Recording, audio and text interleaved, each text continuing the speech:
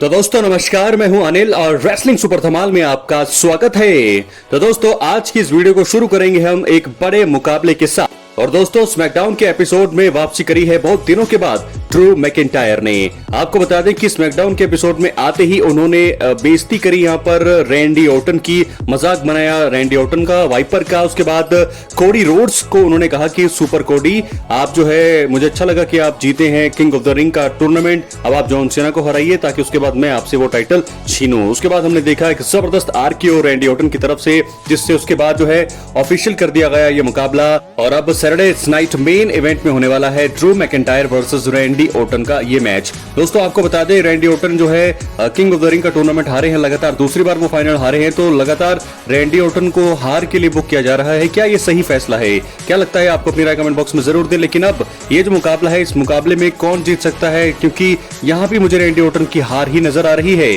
क्योंकि Drew McIntyre अभी अभी उन्होंने वापसी करी है और वापसी के बाद पहले मैच में उन्हें हार देना गलत होगा। तो ऐसे में क्या रैंडी ऑर्टन अगर हारेंगे तो दोस्तों एक लेजेंड किलर का जो करियर है कहां जा रहा है? अपनी राय कमेंट बॉक्स में जरूर दें। इसी के साथ हम बढ़ेंगे अपनी अगली खबर की तरफ जो जुड़ी है द बीस्ट ब्रॉक लेसनर से।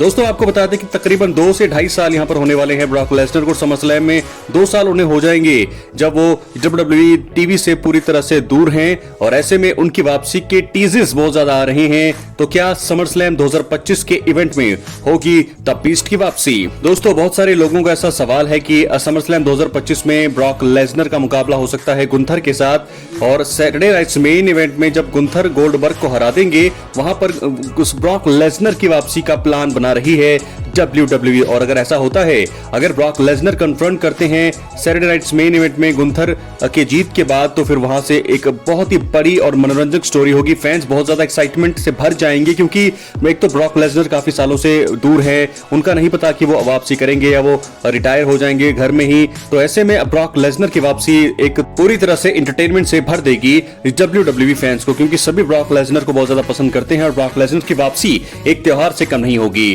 तो क्या ब्रॉक लेसनर आने वाले हैं, क्या वो समर स्लैम में वापसी करेंगे या सैटरडे नाइट मेन इवेंट में? दोस्तों कहा जा रहा है कि गुंथर वर्सेस ब्रॉक लेसनर ये भी एक ड्रीम मुकाबला है, क्योंकि रॉयल रंबल में कन्फ्रंट किया था जिस प्रकार हमने देखा गोल्डबर्ग ने आखिरी मुकाबला जो लड़ा है। लेकिन अब देखना होगा कि क्या ब्रॉक लेसनर वापसी करते हैं समर स्लैम में या फिर सैटरडे नाइट्स मेन इवेंट में। और वहीं बात करेंगे हम इसके बाद गोल्डबर्ग के आखिरी मुकाबले की। आपको याद दिला दे कि सैटरडे नाइट मेन इवेंट में एक आखिरी बार WWE रिंग में नजर आने वाले हैं द बिल गोल्डबर्ग। बहुत ही लेजेंड रही हैं, हॉल ऑफ फेमर हैं, और कमाल का करियर रहा है। शुरुआती दिनों में दोस्तों आपको याद नहीं होगा कि बहुत सारी जीत इन्होंने हासिल करी थी, हारा ही नहीं थे एक भी मुकाबला। और शुरुआत में हम देख सकते हैं कि जिस प्रकार उनका जो था फिजिक था, बहुत ही तगड़ा फिजिक हुआ करता था गोल्डबर्ग का। पूरी दुनिया जो है डरती थी ब्रॉक लेसनर को, उन्होंने हराया था। और बहुत सारी चीजें यहाँ पर गोल्डबर्ग ने अब अपने करियर में हासिल वैसे भी कर ली हैं। लेकिन अब एक आखिरी बार वो गुंथर के सामने आने वाले हैं वर्ल्ड हैवीवेट चैंपियनशिप के लिए। सैटरडे नाइट मेन इवेंट में वो मुकाबला होगा 12 जुलाई। आखिरी बार WWE के रिंग में दिखाई देने वाले हैं बिल गोल्डबर्ग। तो ऐसे में दोस्तों क्या है आपकी राय? अपनी राय कमेंट बॉक्स में जरूर दें। क्या इस मुकाबले में जीतने वाले हैं गोल्डबर्ग? अगर गोल्डबर्ग जीतेंगे तो बन जाएंगे नए वर्ल्ड हैवीवेट चैंपियन, और अगर वो नहीं भी जीतते हैं तो एक अच्छी विदाई होनी चाहिए उनकी, क्योंकि गुंथर जो है अपने चैंपियनशिप को रिटेन करेंगे। अगर अपनी चैंपियनशिप को रिटेन करेंगे तो गोल्डबर्ग की एक अच्छी विदाई वहां के उसके बाद होनी चाहिए। तो काफी सारे लोगों के मन में ये सवाल भी है कि अगर आखिरी मुकाबला है गोल्डबर्ग का, ये आखिरी मुकाबला है, तो फिर ये कितना लंबा मुकाबला रह सकता है? Gunther versus Goldberg. दोस्तों कई लोग कहते हैं कि गोल्डबर्ग की जीत होनी चाहिए, लेकिन कुछ लोगों का मानना है, मैक्सिमम लोगों का ऐसा मानना है कि गुंथर ही इस मुकाबले को जीतेंगे, रिटेन करेंगे, और इसके बाद गोल्डबर्ग की होगी शानदार विदाई होनी चाहिए। क्या लगता है आपको? अपनी राय कमेंट बॉक्स में जरूर दें। क्या किसी भी तरीके से गोल्डबर्ग बन सकते हैं वर्ल्ड चैंपियन? अपनी राय आप बता सकते हैं कमेंट बॉक्स में। इसके बाद हम बढ़ेंगे अपनी फाइनल स्टोरी, आखिरी स्टोरी की तरफ जो जुड़ी है हमारे original tribal chief OTC Roman Reigns से। तो दोस्तों OTC यानी कि रोमन रेंस की वापसी का काउंटडाउन अब शुरू हो चुका है। हालांकि बहुत सारे लोगों का ये भी मानना है कि रोमन रेंस जो है समर स्लैम में नहीं आएंगे। कई रिपोर्ट्स में ऐसा भी बताया गया है कि समर स्लैम 2025 में भी यहाँ पर रिटर्न नहीं होगा, क्योंकि उनकी मूवीज जो है वो चल रही हैं, वहां पर वो काम कर रहे हैं, जिसके चलते समर स्लैम को वो मिस कर सकते हैं। और पहला ही समर स्लैम जो 2 दिनों का होने वाला है, 2 नाइट्स का होने वाला है, वहां पर रोमन रेंस मिस करने वाले हैं समर स्लैम में। लेकिन कईयों का ऐसा भी मानना है कि रोमन रेंस की जो है रिटर्न्स की तैयारी शुरू हो चुकी है। तो ऐसे में अगर उनकी तैयारियां रिटर्न्स की शुरू हो चुकी है तो समर स्लैम 2025 के इवेंट में उनका मुकाबला तो बनता है। लेकिन उससे पहले क्या सैटरडे नाइट मेन इवेंट में होने वाली है रोमन रेंस की वापसी, क्योंकि सेथ रॉलिंस का वहां पर मुकाबला होगा LA नाइट से। और मुझे लगता है कि शायद वहां पर रोमन रेंस का रिटर्न कराया जा सकता है। और समर स्लैम 2025 के लिए अगर रोमन रेंस का मैच चाहिए WWE को तो Seth Rollins versus Roman Reigns मुकाबला हो सकता है समर स्लैम 2025 के लिए बुक। तो अगर ऐसा होता है तो ये रोमन फैंस के लिए अच्छी खबर है। लेकिन फिलहाल अभी कुछ भी कंफर्म जानकारी नहीं है कि रोमन रेंस की वापसी कब होगी। हालांकि टीजर्स बहुत ज्यादा आ चुके हैं, लेकिन रिपोर्ट्स में और बहुत सारे WWE के अदर मीडिया सोर्सेज से ऐसा बताया जा रहा है कि रोमन रेंस की रिटर्न्स की तैयारियां जो है वो तो शुरू हो चुकी है, वो तो कंफर्म है। लेकिन किस इवेंट में वो वापसी करेंगे, क्योंकि अब 2 ही इवेंट बचे हैं। एक तो है सैटरडे नाइट मेन इवेंट जो 12 जुलाई को होगा, और एक तो है सबसे बड़ा समर स्लैम। तो मुझे लगता है कि दोनों में से किसी एक इवेंट में वो वापसी कर सकते हैं। समर स्लैम में अगर उनको चाहिए मुकाबला तो वो जरूर आ सकते हैं समर स्लैम के लिए। और कई लोग ऐसा भी कह रहे हैं कि रोमन रेंस की वापसी समर स्लैम में होगी और वो John Cena versus Cody Rhodes मुकाबले में दखल देंगे।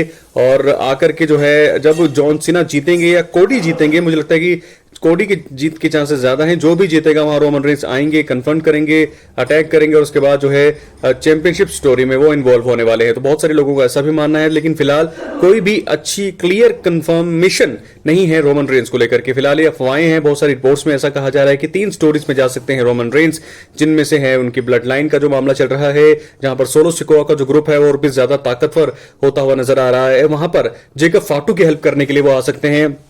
और वहीं साथ के साथ क्या सेथ रॉलिंस के ग्रुप से जो उनका बदला है, पॉल हेमन ने जो धोखा दिया है सेथ रॉलिंस, ब्रॉन ब्रेकर के वो 2 स्पीयर्स, तो उसके लिए भी जो है उनके मन में जरूर ऐसी चीजें होंगी कि इन्होंने ऐसा किया था जिसके चलते वो इतने टाइम से WWE टीवी से दूर हैं। तो ऐसे में वहां भी वो आ सकते हैं और साथ के साथ चैंपियनशिप स्टोरी, अनडिस्प्यूटेड चैंपियनशिप के लिए भी वो वापसी कर सकते हैं। तो 2025 का साल जो है फिलहाल अभी आधा हो चुका है और रोमन रेंस 2024 से लेकर 2025 में जा रहा है। तो 2 सालों से वो अब चैंपियनशिप पिक्चर में नहीं है। तो क्या दोस्तों चैंपियनशिप पिक्चर में आने के लिए क्या करना पड़ेगा रोमन रेंस को? एक तो आपको बता दें कि जब से वो कोडी रोड्स से चैंपियनशिप हारे थे तब से उन्होंने रीमैच की भी मांग नहीं की है। तो वो एक मुकाबला पेंडिंग हो सकता है। तो मुझे लगता है कि कोडी रोड्स अगर जॉन सीना को हरा देते हैं, बन जाते हैं नए अनडिस्प्यूटेड चैंपियन, तो ऐसे में रोमन वापसी कर सकते हैं, कन्फर्म कर सकते हैं कोडी रोड्स को, उन्हें धराशायी करके रीमैच की मांग कर सकते हैं रेसलमेनिया 40 में, जो उन्हें हार का सामना करना पड़ा था। क्या है आपकी राय? अपनी राय कमेंट बॉक्स में जरूर दें। चैनल पर नए सब्सक्राइब करने के बाद ऑल पर क्लिक करें, क्योंकि ये फ्री है और यहां आपको हर प्रकार की WWE से जुड़ी हुई तमाम जानकारी मिलती रहेंगी। इसलिए वीडियो को लाइक करें, शेयर करें, सब्सक्राइब करने के बाद ऑल पर क्लिक करें। तो दोस्तों एक्टिव रहें चैनल पर, हर प्रकार की वीडियो यहां पर आपको मिलती रहेगी। हालांकि अभी खबरें जो है थोड़ी कम ही आ रही हैं, लेकिन फिर भी जो प्रेडिक्शंस है, जो अपडेट्स हैं, जो भी आएंगी वो यहां पर आपको मिलती रहेंगी। एक्टिव रहें, सब्सक्राइब करने के बाद ऑल पर क्लिक करें। तो दोस्तों मिलते हैं अगली वीडियो में, तब तक के लिए बहुत बहुत धन्यवाद।